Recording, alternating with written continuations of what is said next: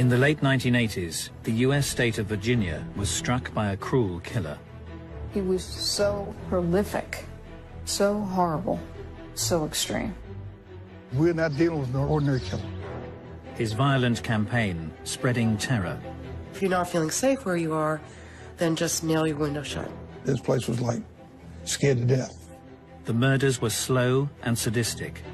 The strangulation, tightening it, releasing it, reviving her, doing it again and again and again.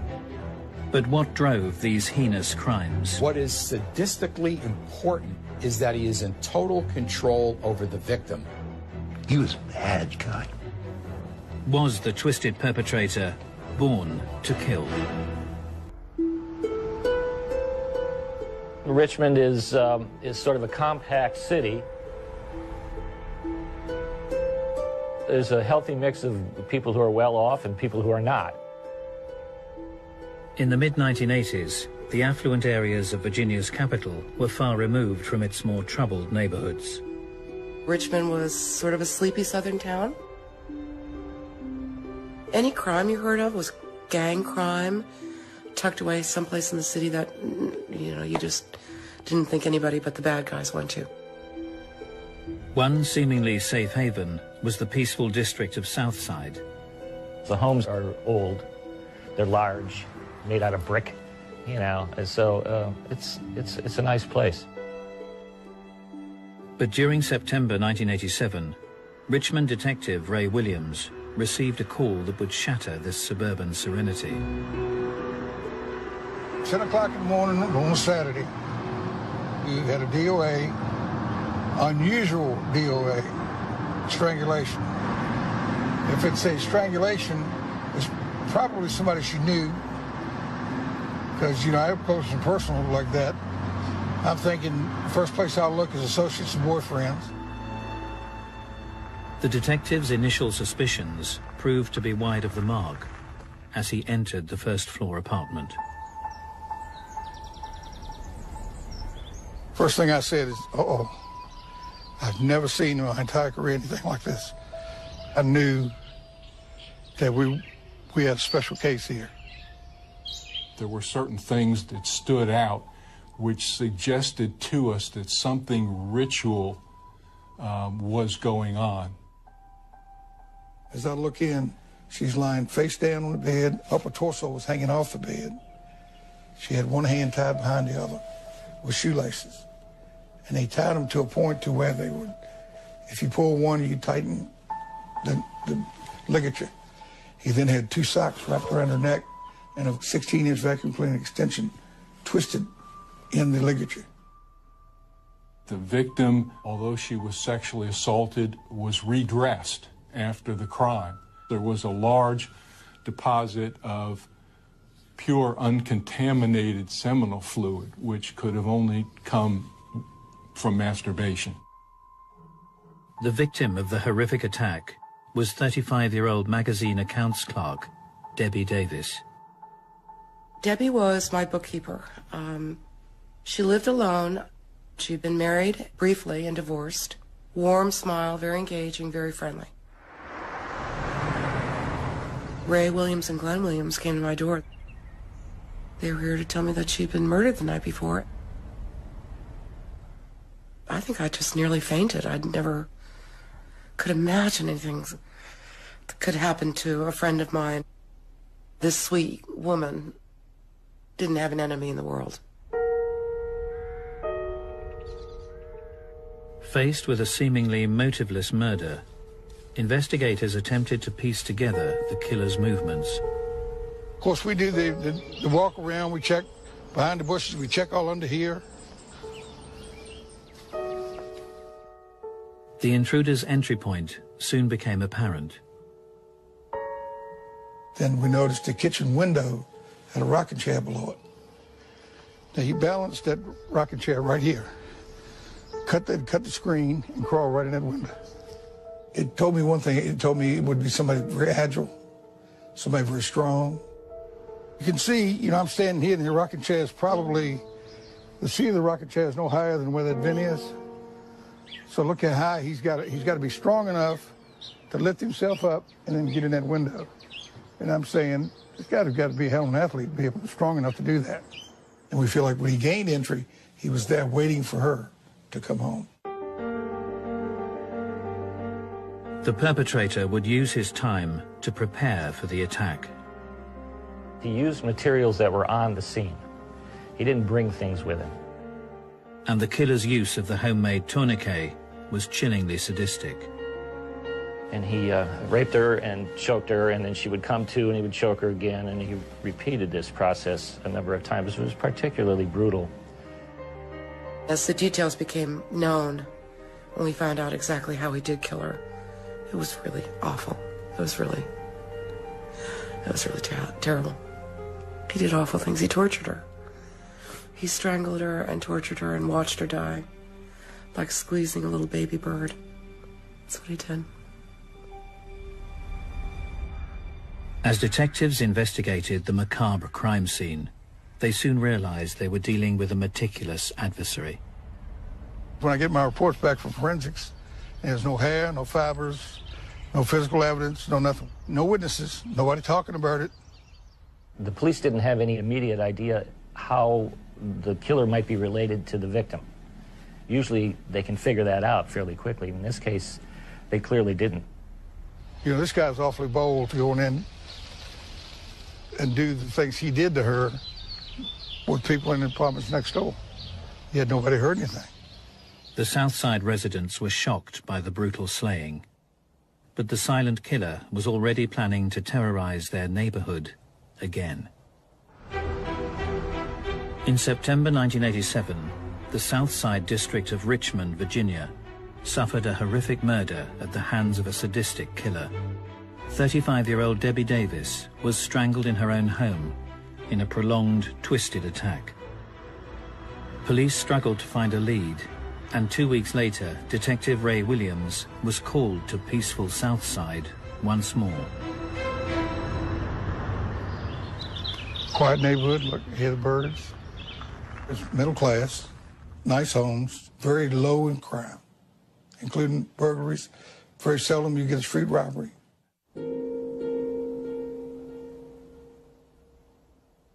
The first impression of Dr. Susan Hellam's house told nothing of what lay inside.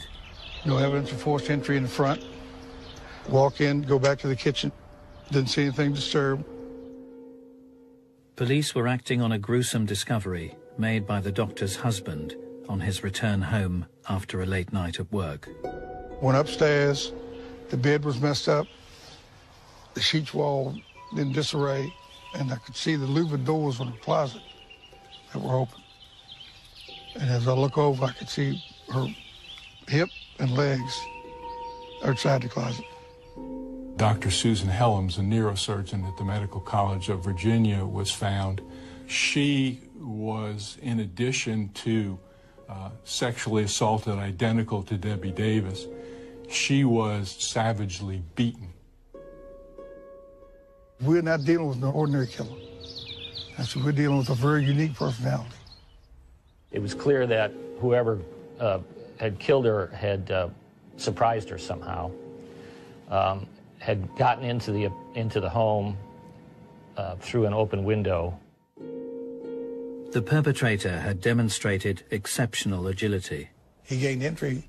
He climbed up a fence on the second floor and cut the screen and climbed in there. I think he's probably hiding in the closet when she gets home. He lets her take her earrings off, lets her take her watch off, lays it on the table. I think it's when he attacked her. One of the most brutal murders I've ever seen. As with the killing of Debbie Davis 2 weeks earlier, the intruder had meticulously covered his tracks. Nothing was left, not a fingerprint, not a hair, nothing that could be used to identify the perpetrator of the crimes. The only thing that was left were seminal secretions. Investigators were also horrified to discover the sadistic use of a homemade tourniquet. The florid petechiae in her eye caused the medical examiner to suggest that the strangulation of her might have taken up to 20 minutes or more. It was a situation of tightening it, to cause her to suffocate, releasing it, reviving her, doing it again and again and again. What is sadistically important is that he is in total control over the victim, and having her die slowly and having her suffer and having her know that he is in complete control of her life is arousing to him. And so he's going to try to prolong her agony as much as he possibly can in order to satisfy himself. The unique sadistic traits displayed in both the Southside killings brought police to a chilling conclusion.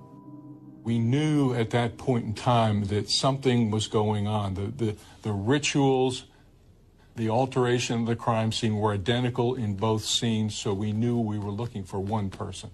I said, it's the same son of a bitch killed Debbie Davis, killed her. And I mean, the city went into a panic.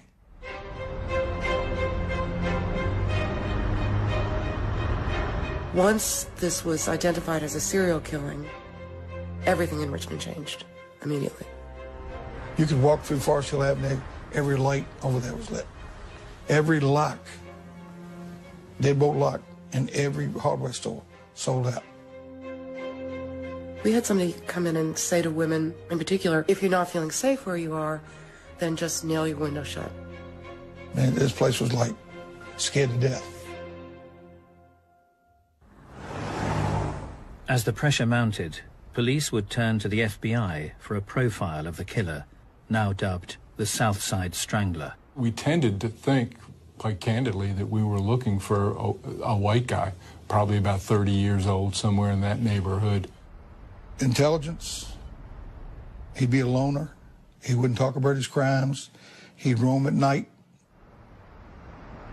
The previous history of this, we didn't know whether it was in Virginia or somewhere else in the United States, but that this wasn't a beginner. This was an experienced individual who had done this. As the police investigation progressed, a clue came to light. The victims were unwittingly connected. Debbie Davis worked as a bookseller in a bookstore at a mall, and we went back through all the records and found out that, in fact, Dr. Susan Helms had actually purchased books in that store and had written a check to Debbie Davis for a purchase of books in that store. The two victims had frequented the Cloverleaf Mall in nearby Chesterfield County. This entire area here was stores and stuff. People drove up into it, and then you could walk into the mall, and there were different stores inside. The popular hangout was often bustling with shoppers, but amongst the crowds, a solitary figure would go unnoticed. 25-year-old Timothy Spencer wasn't known to many of the locals. He was over 100 miles away from his hometown of Arlington, Virginia, a quiet suburb of Washington, D.C. Arlington is pretty much, they call it a bedroom community. It's more residential than anything. It has its areas that are more dangerous than others, obviously. It's typical of any close-in suburban area of a major metropolitan city. Born in 1962, Timothy Spencer was raised in the Green Valley district of town. There's little small dead-end cul-de-sacs that run up all down through here. I would describe it as a lower-income neighborhood. However, it has areas where there's very hard-working people lived here for years and years. His mother and his father were both, had some college, they had jobs. They were divorced at some point. Spencer's mother juggled a busy life, bringing up her children as a single parent. My mom is the best mom in the world. She provided everything. She spent time with us. We had meals at the table. So we were pretty much a structured family. As the older sibling, Timothy would naturally look out for his younger brother. It was Christmas, and I got an orange bike with the training wheels on it. So we go out on the street, and he was like, hey, first thing we gotta do, we gotta take these training wheels off. And for about 5 hours, we just rode around, and he was behind me with his hand on the seat, just, you know, just guide me. And it's funny because I ran right into a car. Boom! And he said, you can't be looking back at me. You got to keep your eyes on the road, and, you know, just a whole spiel. So he was definitely, you know, a loving brother. Although quiet, Spencer stood out in the neighborhood. He was gorgeous, man. My brother was dynamite gorgeous. I used to be with him and people scream because he looked so good. Hazel eyes. That's what made him unique. They changed like the weather. He was always quiet around everybody, but when he and I were together, it was, you know, we would talk like brothers and laugh and, you know, tell each other things, and that's my big brother, man. A person who becomes singled out because of they're very attractive or they're very unique in a way that people respond to and treat as if they're quite special, especially if they're already narcissistic, they will believe that they should be accorded certain treatment, and when they don't get it, they could get angry. Spencer increasingly struggled to conform. His behavior drastically deteriorated during his school years. He was a poor student. He was difficult. He may have been intelligent enough, but did very little in school. At some point when he was, I think, about 12 years of age, he was urinating, he was defecating in the public area in the school. But Timothy's rebellious actions were not confined to childish pranks. He also had history as an arsonist. It kind of is up above where the cul-de-sacs are. That's where he had burned a car. Fire setting gives an individual a sense of control, a sense of power, a sense of domination. Because with a match, you could burn down a building, you could put a car on fire, and this type of powerful control is stimulating for some of these individuals. 13 years later, Richmond's South Side was reeling from 2 sadistic strangulation murders. And now, just outside the city limits, the killer would strike again. Diane Sho, she was a young girl, 15 as I recall, and she lived in Chesterfield County. The teenager was a diligent student with her sights set on medical school. On November the 21st, she had ended the day at her computer, studying in her bedroom. It happened on a Saturday, I believe. I get a call from Chesterfield. They said, Ray, we got a 15-year-old kid strangled and tied just like your victims were. On arrival at the Cho's apartment, the Richmond detective would be shocked by the perpetrator's audacity. Her brother was in the next bedroom. Her parents were there when he came in. So he comes in, duct tapes her, ties her wrist and everything. She was actually raped and strangled in her bedroom. The agile killer had struck in the dead of night.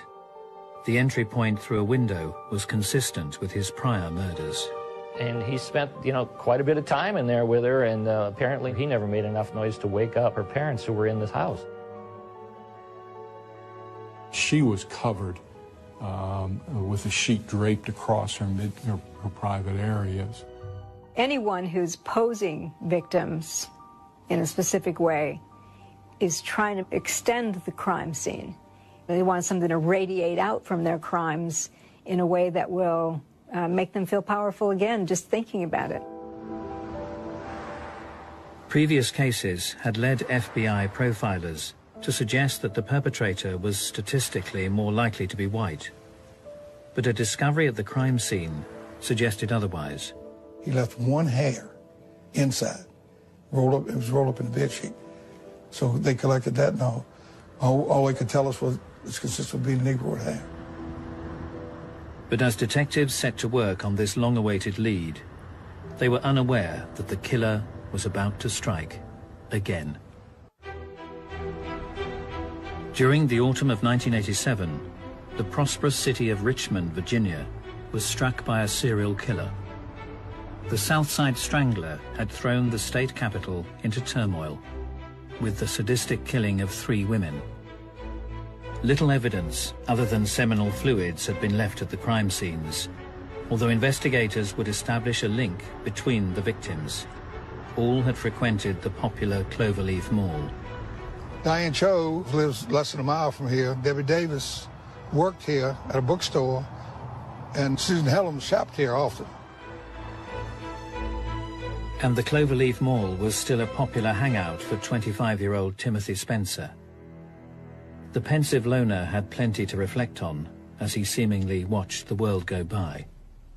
He had been in trouble of various kinds since he was about 9 years of age. He got into crime early and stayed in it. Travis Spencer recalls how his older brother's behavior deteriorated on the streets of his hometown of Arlington.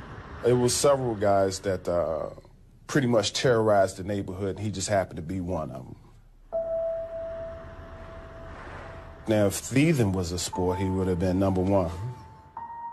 If you told me he stole your hubcaps, I would believe that. If you would have told me he stole your eyebrows, I would believe that. My only previous experience with him was the burglary from when he was a juvenile. All I remember is that I had to get his mother's permission to get his fingerprints. Because I thought that I had to do that as well to be accepted. I had a friend of mine, we go in the store, we had stolen some candy. The guy jumps around the corner and says, "Stop, thieves!" So the police came, the officer put us in the back. We get to my house. My mom came to the door and saw it was me, and her whole face changed, like, no. And when my brother got home, I'm like, yeah, this is our bonding moment. And he looked at me with the seriousness in his eyes and said, you know, don't ever steal. You know, don't be like me. Be better than me. As Timothy Spencer approached his 20s, his escalating career of crime would lead to severe consequences. The eventual burglary that he went to prison for was not too far from here. We're in the South Arlington, the border with the city of Alexandria. I breaking into a house, and the cops caught him inside. That's why he got his time. He was serving time for B&E. The jail part, now that right there, that was the part of me growing up. I used to cry all the time when I used to go see him because, you know, I couldn't understand why he was behind there. And as I got older, I understood right from wrong. And if you do wrong, that's where you go. Once you go to prison, it's only 2 things that can happen. Either you're going to do better or you're going to turn to the dark side. Spencer would be released in September 1987, having served 3 years in prison. He was placed in a halfway house 100 miles away from Arlington, in the Southside district of Richmond. His apartment was the one upstairs on the left-hand side. It's a transitional house for nonviolent offenders. If they're nonviolent, they bring them right after serving a certain amount of time to acclimate them back into society. As Spencer settled into his new surroundings, he would keep the staff and residents firmly at arm's length. He was a loner. He didn't talk to anybody, didn't have any friends. But when he ate near the end of the table, would not engage in conversation. If they watched TV, he'd sit on the other side of the room. However, Spencer did cultivate a relationship with a female member of staff. Servicing her car opened up opportunities for the reclusive resident. The only person he talked to was a woman whose car he used to work on so he could drive. Spencer would cruise the local neighborhood and visit the Cloverleaf Mall in nearby Chesterfield County, supposedly returning in daylight hours. Normally on a halfway house, you're let go to go out and work, and you have to come back in at night.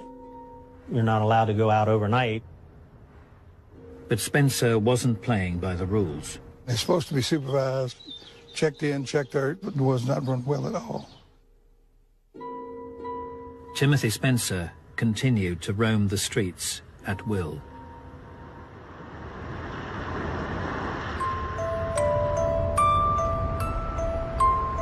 As the residents of Richmond continued to be plagued by the South Side Strangler, 100 miles to the north, the city of Arlington appeared to be far removed from the killer's grip. We're in a section of South Arlington, a very nice, quiet community. It's very close to Washington. I believe actually that Richard Nixon lived there at one time before he became president. Very, very pleasant and very convenient place to live, and very little crime. As the end of November approached, the local community was preparing for Thanksgiving weekend. One such resident was publications editor Susan Tucker. Susan was a young professional, kind of slight of build that was a little quiet and pretty much kept to herself and didn't have a bad bone in her to bear any ill will towards anybody. She was home alone because her husband was on a business trip.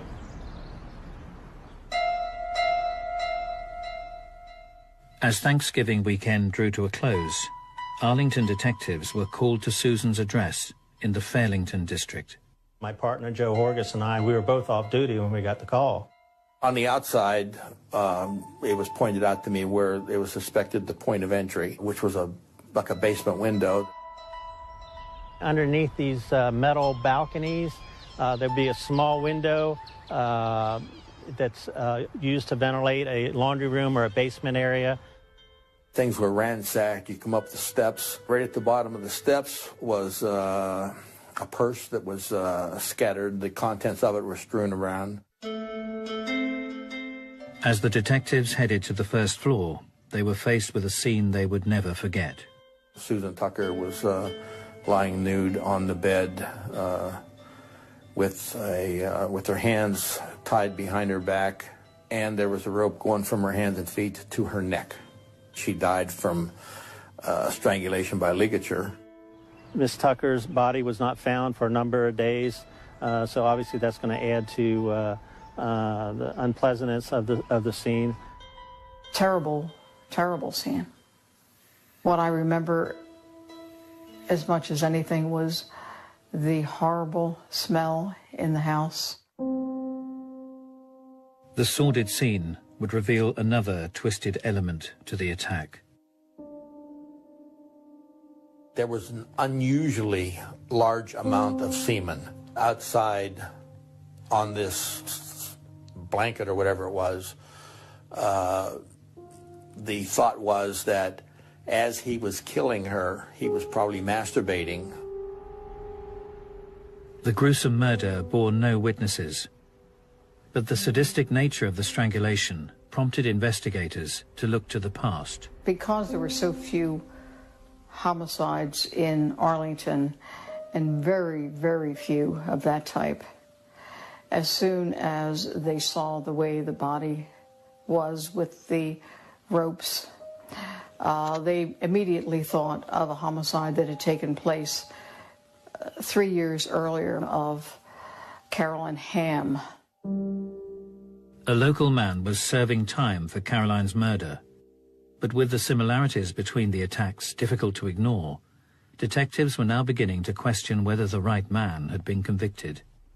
Carolyn Hamm was found with a rope going from her neck up over a pipe down to the bumper of a car. She was tied with her hands behind her back. Investigators also recalled a string of unsolved sexual attacks that had featured similar sadistic traits displayed in the murders of Carolyn Hamm and Susan Tucker. I knew that there was a rapist who was working the area, breaking into apartments. They called him the black masked rapist. He was so prolific. He was in a home with his ropes, waiting for a woman to come home. Had to be one of the scariest things imaginable. I called the FBI profile unit. They agreed that the odds are that this black rapist is my murderer. And they gave me some vital information that when the first girl was raped, The perpetrator took her from one area and took her to another area. There's a real good chance that the suspect lived in that area because he would have taken her to somewhere where he was comfortable. The reason they're within a comfort zone is because they're trying to do this in a way that they won't get caught. They know the streets, they know, the patrol cars, they know various things about the buildings that they might be entering and the person they've been following and the person who seems to be vulnerable. So there'll be kind of a buffer area around their immediate home or business. As Arlington detectives focused their efforts, potential suspects were whittled down. There was someone that had been bothering me 5 or 6 years earlier who was doing burglaries. All of a sudden, I remembered Timmy, and then Timmy Spencer came. The 25-year-old career criminal had been brought up in the Green Valley area of Arlington. His family home was located just a short distance from the site of the first rape in 1983. Detectives also established that the 25-year-old Arlington man had recently been released from prison. So we called up the parole office, and that's where we found out that he was actually in a halfway house in Richmond. And then, of course, we became involved with Arlington, and we started to piece all this together. We met with Detective Ray Williams. It would soon become apparent that Spencer could have been responsible for far more than the succession of rapes and murder of Carolyn Hamm. Arlington and Richmond detectives discovered shocking similarities between the more recent murders in the two districts. The movements of Timothy Spencer were also impossible to ignore. Got the sign-out sheets from Halfway House. Every time he was signed out, coordinated with every murder. Not only did he sign out for every one of the murders down in Richmond, but he requested and received a furlough or whatever it is to come to Arlington for Thanksgiving, the weekend that Susan Tucker was killed. As detectives delved into Spencer's history, they would discover a disturbing pattern of behavior. The big circumstance that came to mind during the FBI's profile was the arson. Every indicator shows that he went through a transition of escalation. He started as breaking into homes, and they would break in and he would defecate and so forth and so on, and he gradually grew. There were many where he broke into one house and then took things and went next door and waited for a woman to come home. Often somebody who becomes a sexual offender starts with sexual burglary because it's like an experiment to see if they can, what they can get away with. If they enjoy that, they will now progress to trespassing against the person, which usually is some kind of molesting or rape, and then that can lead to torture, sex torture, or murder. Having established a clearer picture of their suspect, police made the decision to take Spencer in. We were on the street outside the halfway house when he came. We walk in, cuff him, take him to headquarters.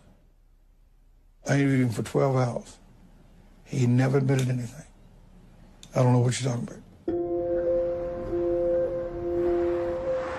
He spoke well. He didn't use a lot of street slang. There were times when I would thought, do we really have the right guy? But I think for the most part, we were pretty confident we did. However, the horrific crimes had been perpetrated by a careful and calculating killer. With limited circumstantial evidence to call on, there was a danger that Spencer might yet walk free. Following a series of sadistic sexual murders in Virginia, Arlington and Richmond police had combined forces to arrest Timothy Spencer at a halfway house. The detective's case was based on circumstantial evidence, but recent advances in forensic science would offer them an unprecedented opportunity. As far as I can tell, it goes down in U.S. history. We were the first DNA murder case. Although police were dealing with a meticulous adversary, they were hoping to match Spencer's blood sample with deposits of semen found at the crime scenes.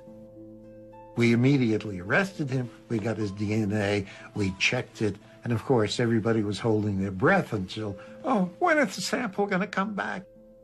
Back then, it took several weeks. You know, we would sit around and wait. If there wasn't a match, then it wasn't Timothy Spencer.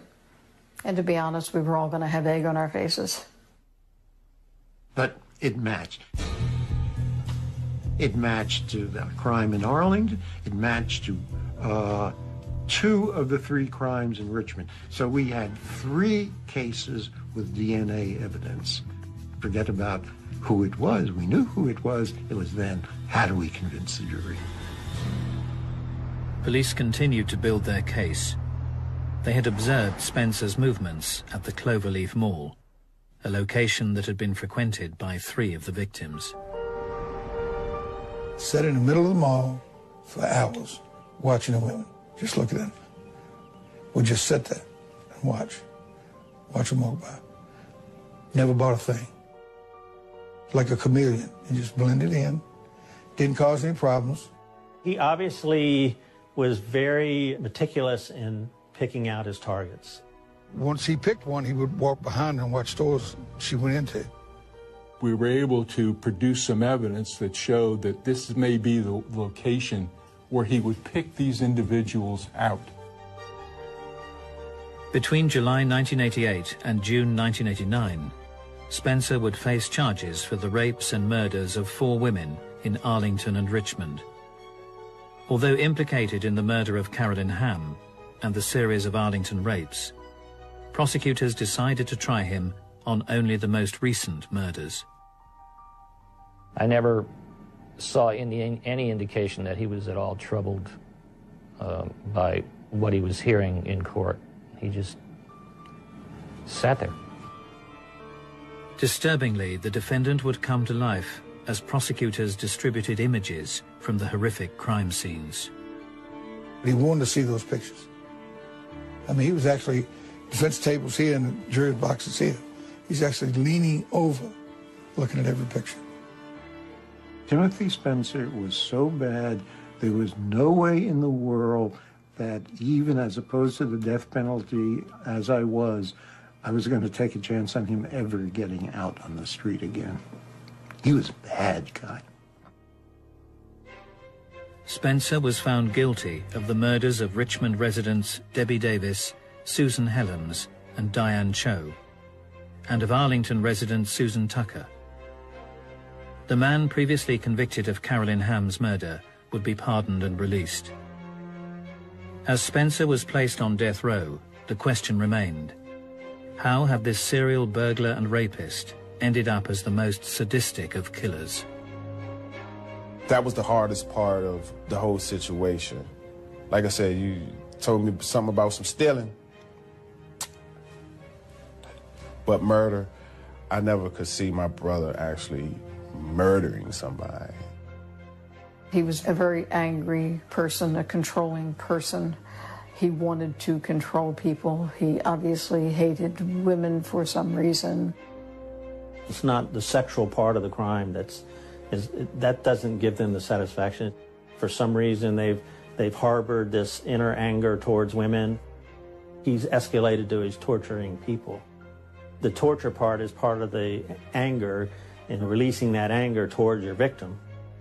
It's like an experiment to see if they can, what they can get away with. Once they have someone and they've subdued them and they know that that person's not going to escape, they want to prolong that feeling of power over this person. But what was the root of this twisted fury? Was Timothy Spencer a born killer?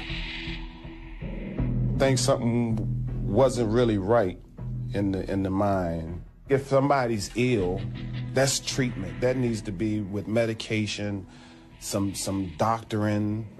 Me growing up in that household, he was definitely ill.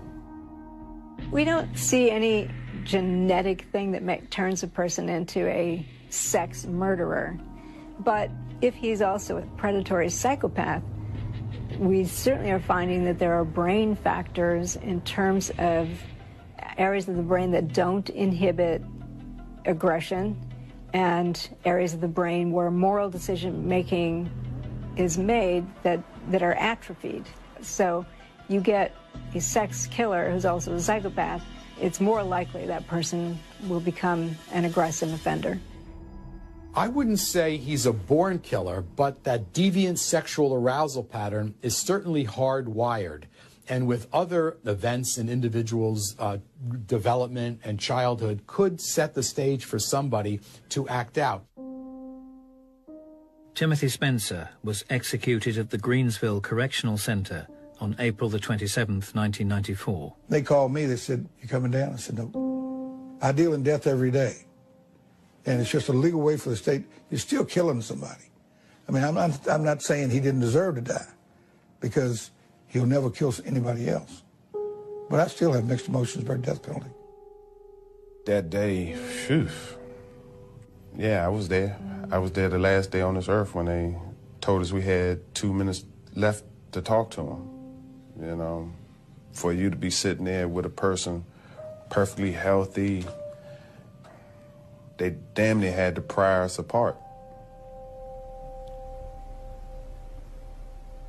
I do remember the day that he was to be executed was a very unusual day for me. And I remember not being able to speak to people all day long and just carrying it around with me, remembering my friend. For many, the actions of this sadistic killer are simply a terrible chapter from the past.